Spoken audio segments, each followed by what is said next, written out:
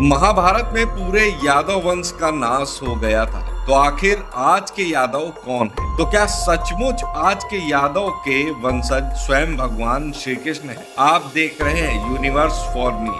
Video में आगे बढ़ने से पहले आपने अगर हमारे चैनल को सब्सक्राइब नहीं किया तो जरूर सब्सक्राइब कर लें और वीडियो को भी लाइक कर दें। महाभारत हमारे सनातन इतिहास का अभिन्न अंग है, जिससे हमें अधर्म और धर्म का ज्ञान प्राप्त होता है।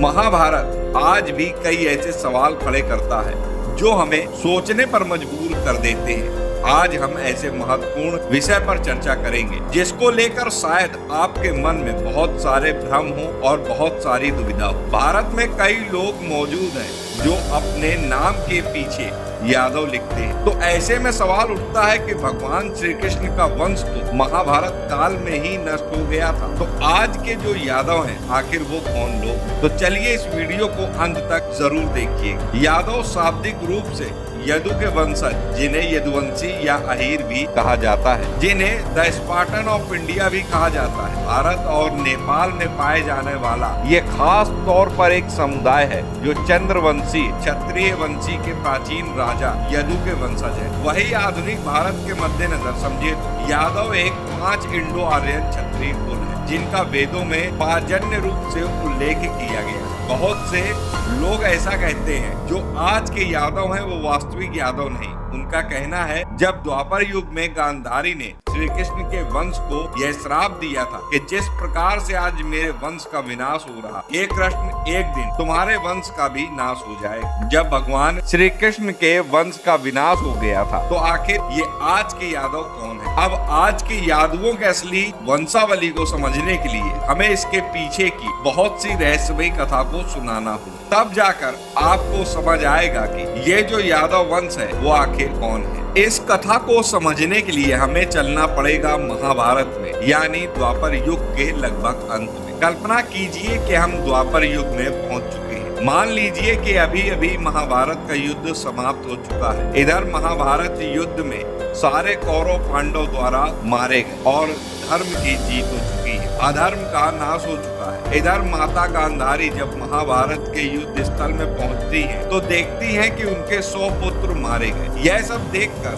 उनको बहुत कष्ट, बहुत पीड़ा पहुंचती है। तब उन्हें लगता है कि ये जितना भी नरसंहार हुआ है ये केवल और केवल वासुदेव कृष्ण के ही कारण ही हुआ है। ये सभी पीड़ा लेकर एक रात माता गांधारी भगवान श्री कृष्ण के कक्ष में पहुंचती हैं और कहती हैं, हे कृष्ण तुम्हारे कारण ही आज मेरे पूरे वंश का विनाश हो गया। आज मेरा एक भी पुत्र नहीं बचा जो मेरी पीढ़ी को आगे बढ़ा सके। इन सभी का कारण केवल और केवल तुम ही हो। इसलिए मैं तुम्हें श्राप देती हूँ कि जैसे आज मेरे वंश का नाश हुआ, एक दिन ऐसे ही तुम्हारे वंश का भी नाश हो जाएगा। देख लेना कृष्ण, तुम्हारे वंश में कोई नहीं बचेगा जो तुम्हारे वंश को आगे बढ़ाएगा। ये श्राप माता गांधारी ने भगवान श्री कृष्ण को दिया और वो वहाँ से चली गई। इस प्रकार भगवान श्री कृष्ण ने मुस्कुराते हुए उस श्राप को भी स्वीकार कर लिया। लेकिन कथा यहीं समाप्त नहीं होती, क्योंकि यहाँ एक नहीं बल्कि 2 श्राप मुख्यतः काम कर रहे थे जो यादवों के विनाश का कारण बने थे। अब दूसरे खास श्राप को जानने के लिए अभी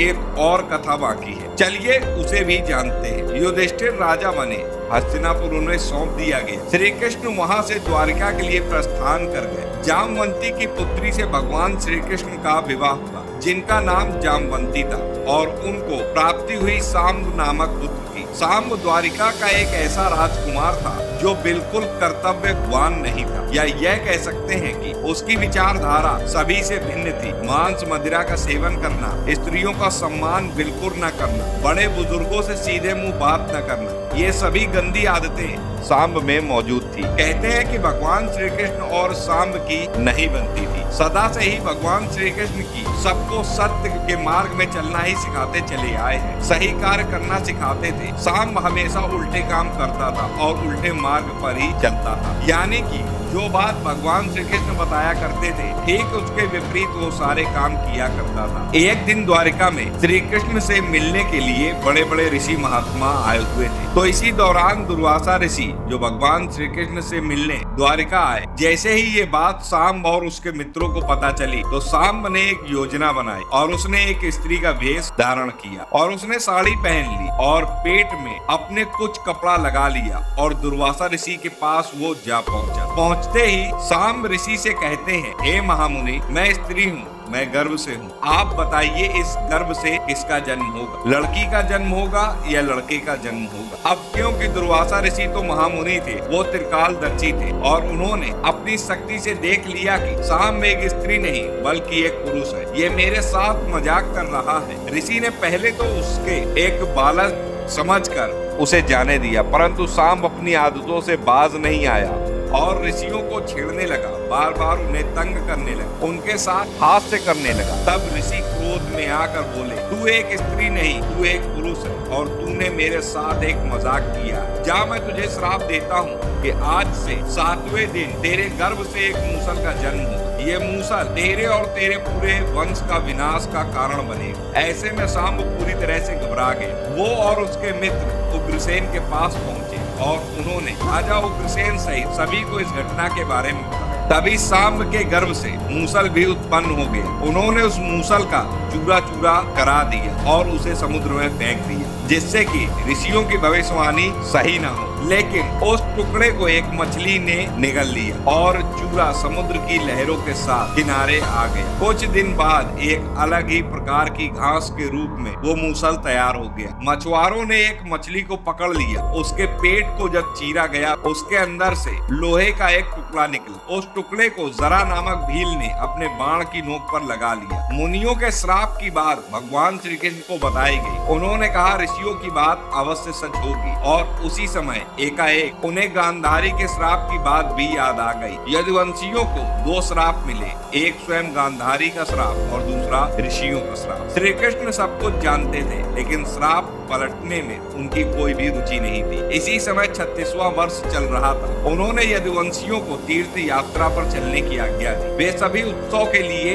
इकट्ठा हुए, लेकिन उनके बीच एक युद्ध शुरू हो गया। इस आपसी झगड़े को मूसल युद्ध कहा जाता है। इस युद्ध में कई रहस्य छिपे हुए हैं। दरअसल झगड़े की शुरुआत कृतवर्मा के अपमान से शुरू हुई थी। सात्विकी ने मदिरा के आवेश में आकर उनका उपहास उड़ाना शुरू किया और कहा, अपने को क्षत्रिय मानने वाला ऐसा कौन सा वीर होगा जो रात में मुर्दे की तरह सोते हुए मनुष्य की हत्या करेगा। तुमने जो अपराध किया है यदुवंशी उसे कभी भी माफ नहीं कर सकते। उसके ऐसा कहने पर प्रद्युम्न ने भी कृतवर्मा का अपमान करते हुए उनकी बात का समर्थन किया। कृतवर्मा ने महाभारत का युद्ध लड़ा था और वे युद्ध में जीवित बचे 18 योद्धाओं में से एक थे। कृतवर्मा यदुवंश के अंतर्गत भोजराज हृदक के पुत्र और वृक्षणी वंश के 7 सेना नायकों में से एक थे, यानी कि वो पूरी की पूरी यादव सेना के सेनापति भी थे। महाभारत युद्ध में इनसे एक औक्षणी सेना के साथ दुर्योधन की सहायता की थी। कृतवर्मा कौरव पक्ष का अधिरथ योद्धा माना जाता है। अब कृतवर्मा को बड़ा क्रोध आया और उन्होंने एक हाथ उठाकर सात्विकी की बात का तिरस्कार करते हुए कहा, ध्रुवी श्रवा की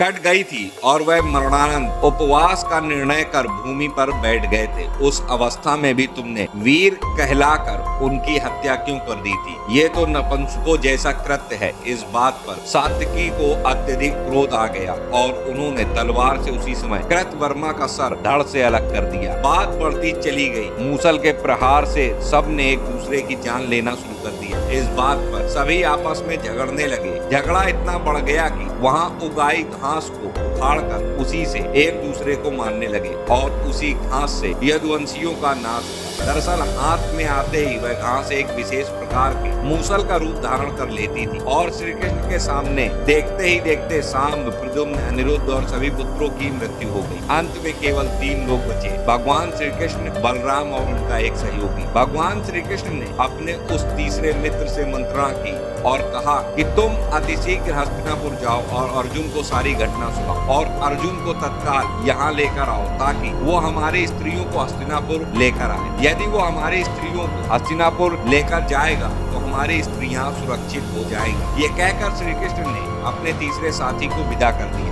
जैसे ही उनका तीसरा साथी हस्तिनापुर को गया तो भगवान बलराम जी भी अपना देह त्यागने के लिए वहां से चल पड़े। जैसे ही बलराम जी ने भी अपना देह त्याग किया तब भगवान श्री कृष्ण भी उनके गम को सहन न कर सके और अपना देह त्यागने के लिए पास के ही एक जंगल में जाकर घनी झाड़ियों में लेट गए। तभी एक भील आया और भगवान श्री कृष्ण के चरणों को देखकर उसको लगा कि जैसे किसी हिरण का मुख, और यही समझकर उसने बाण चला दिया। बाण जाकर भगवान श्री कृष्ण के पैर पर लग जाता है। भगवान श्री कृष्ण के पैर में जैसे ही वो बाण लगता है तभी भगवान श्री कृष्ण भी अपना देह त्याग देते हैं। लेकिन दोस्तों अब प्रश्न यह उठा है कि आखिर वह भील कौन था। तो दोस्तों हम आपको बता दें यह पूर्व जन्म का कृत्य था जो भगवान श्री कृष्ण को भी भोगना पड़ा, क्योंकि पूर्व जन्म में यानी त्रेता युग में भगवान श्री राम ने पेड़ की ओट के पीछे छिपकर ही बाली को तीर से मारा था, जिस कारण बाली की पत्नी तारा ने उन्हें श्राप दिया था कि आने वाले समय में आपको भी ऐसे ही बाण से मारा जाएगा। और वो भील कोई और नहीं बल्कि स्वयं बाली था। और बाद में जब मछुआरों ने मछली पकड़ी थी तब उसे ही मछली के पेट से एक मूसल मिला था जिसे उसने अपने बाण